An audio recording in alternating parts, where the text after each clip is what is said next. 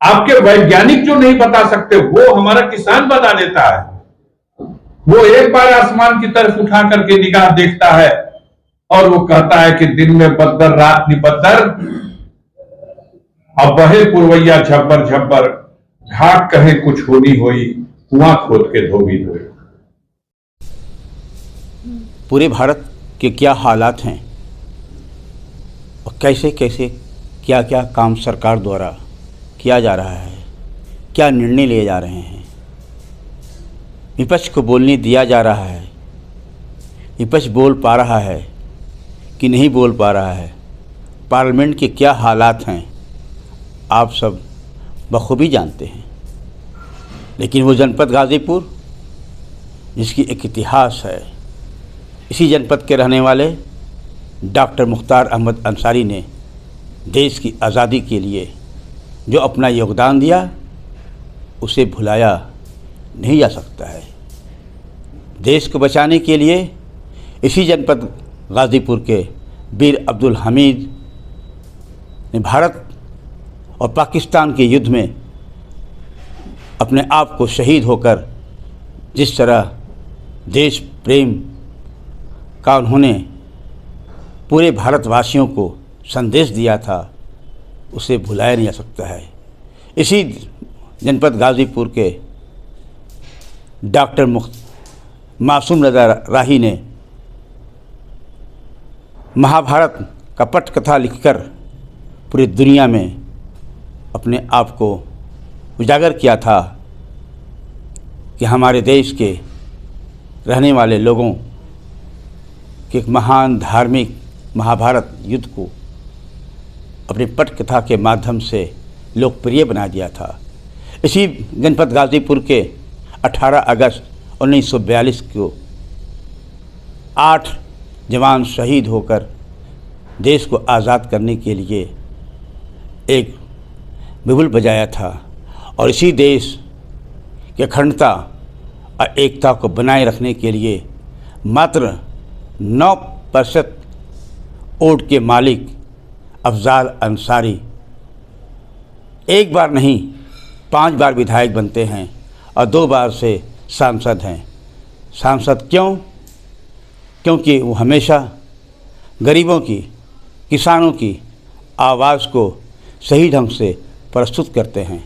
आप देखें गाज़ीपुर जनपद में पत्रकारों की बैठने के लिए, सहाफ़ियों को बैठने के लिए कोई जगह नहीं थी और जगह जब मिल गई और दूसरे तल्ले की बात हुई तो सांसद अफजाल अंसारी ने किस तरह से दरियादिली दिखाई और करीब 11 लाख रुपया अपने सांसद निधि से देकर उन्होंने जो बेड़ा उठाया, तो सिर्फ वो देते ही नहीं हैं, जाकर अपने काम को देखते भी हैं, निरीक्षण भी करते हैं।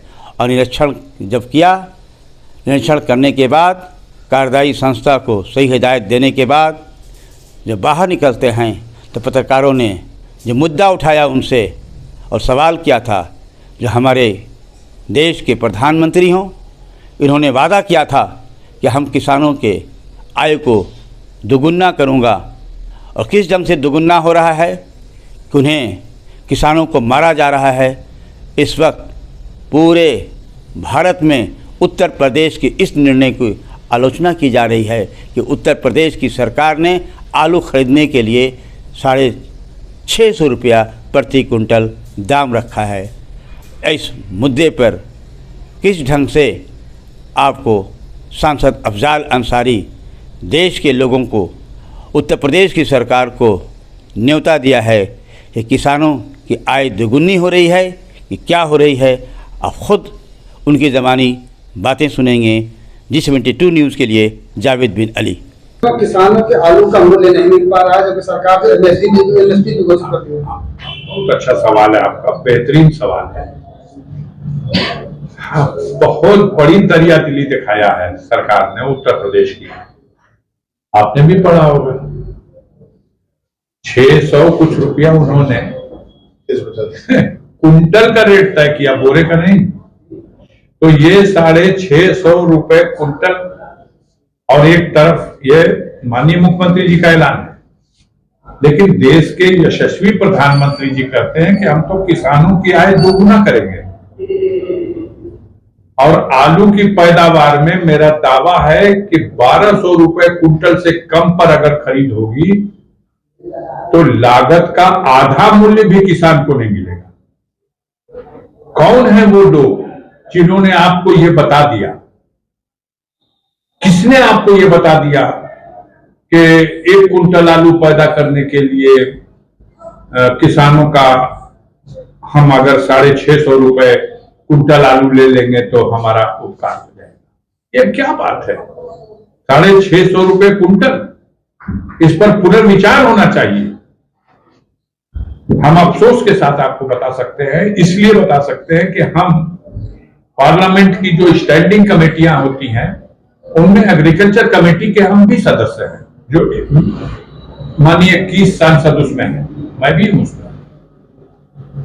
किसानों के साथ तो जो नाइंसाफी और बेईमानी है जो फाइलों में है उसको आम जनता तक अभी उसकी सच्चाई नहीं पहुंची।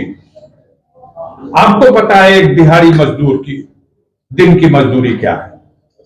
आपको मैं बताना चाहता हूं कि हमारी सरकार की निगाह में एक किसान को अगर वो अपने खेत में काम करता है, उसकी पत्नी, उसका बेटा या उसकी मां काम करती है, तो जब यह सवाल आता है कि आखिर वो जो दिन भर खटे उनकी मजदूरी को इसमें काउंट कीजिए और उसके खाद का, बीज का, पानी का मूल्य और तब निर्धारित कीजिए कि लागत क्या थी, तो मालूम है कितना एक किसान के लिए कितना रेट तय हुआ? 92 रुपीस। अब 92 रुपया एक किसान को एक दिन का मजदूर। और जब आगे कॉलम पढ़िएगा उसको जस्टिफाई किया कैसे करके, चूंकि ये अप्रशिक्षित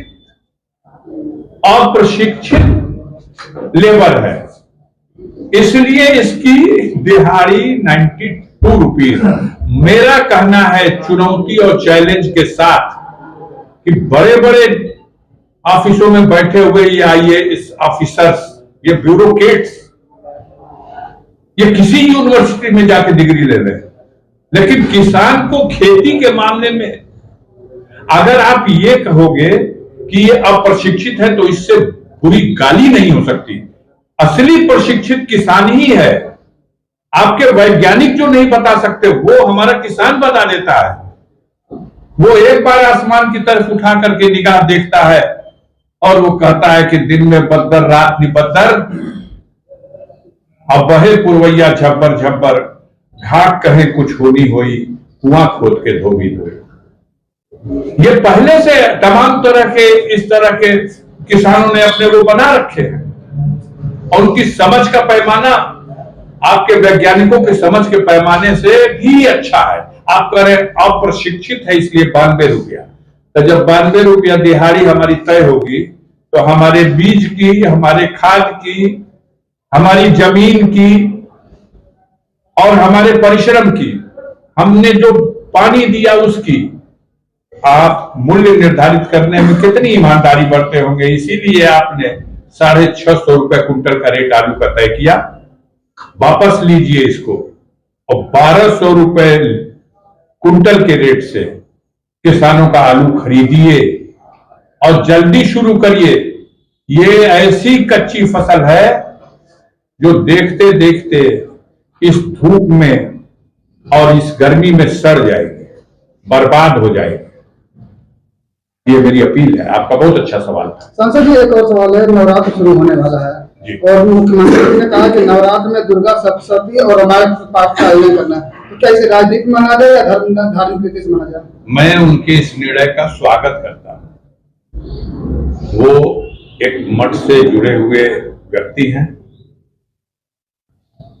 वो स्वयं बार बार साबित करते हैं कि वो राजनेता बाद में है, लेकिन पहले एक मठ के मठाधीश हैं। तो एक धार्मिक व्यक्ति को और उस हैसियत से उनका जो फैसला है वो तो स्वागत योग्य है। उसमें सिर्फ इतना आपके माध्यम से जोड़ना चाहता हूं कि दिल को बड़ा करिए। ये भारत है। आप अपने आप को दुनिया में जाते हो तो कहते हो अपनी सहिष्णुता का डंका बजाते हो। आप ऐलान करिए इसके साथ ही साथ, या जब समय आए तो ऐलान करिए कि अन्य धर्मों के लोग भी जब अपने आराध्य का कोई ऐसा अवसर आएगा जब उसकी कोई विशेष पूजा करेंगे या उसकी कोई विशेष इबादत करेंगे, तो उसके लिए भी राज्य सरकार के खजाने से और राज्य सरकार के मुखिया की हैसियत से तमाम दिशा निर्देश जारी किए जाएंगे, ताकि सभी धर्मों का, देश में रहने वाले सभी वर्गों का सम्मान हो सके और सभी तरह के लोगों में एक संतुलन रहे।